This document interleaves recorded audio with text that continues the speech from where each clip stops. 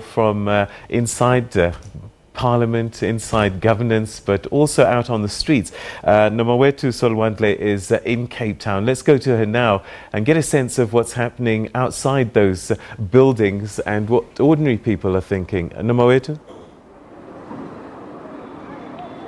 Well, a very good afternoon to you, Peter. Well, it's certainly been a very busy day in terms of politics in the country, and certainly for us as journalists as well. Well, as you can see here, we're on the Grand Parade in Cape Town, and it seems like people are going on about their business. It's either they're at work, or they're going to work, or they're coming back from work. So I don't think they're getting a sense of what's really happening after the ANC has announced that they are to table a motion of no confidence against President Jacob Zuma tomorrow. But to help us unpack things, we are now joined by analyst and writer Lukhanyo Vanya. Thank you so much for joining us, Lukhanyo. Just tell us more. We were told that the ANC is to have talks with President Jacob Zuma, and today for them to come out to say that tomorrow they'll be tabling a motion of no confidence. What does this mean?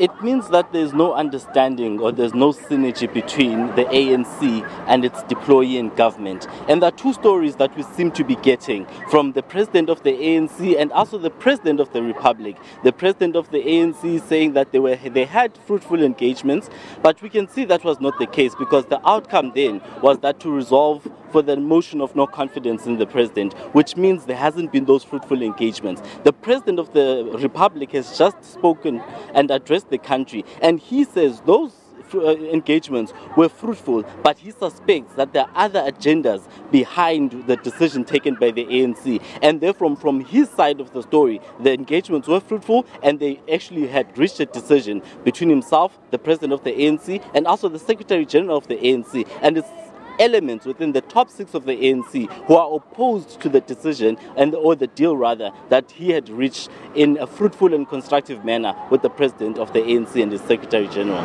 Now, Lukhanyo, with him in briefing the country just a little bit earlier, saying that he's not going to resign, what are we likely to see tomorrow?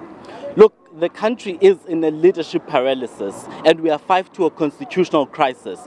Union Buildings is in limbo, nothing is functioning there. The president of the ANC, the president of the Republic, is not undertaking any of his responsibilities. He's not doing any public engagements. Things are being postponed from that side. The ANC in Lutuli House itself seems to be in limbo.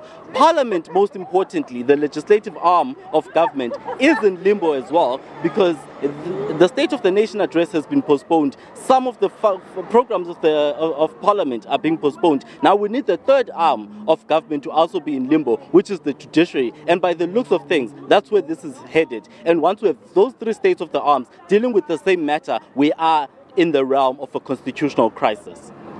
We're going to cut out of there right now because we want to take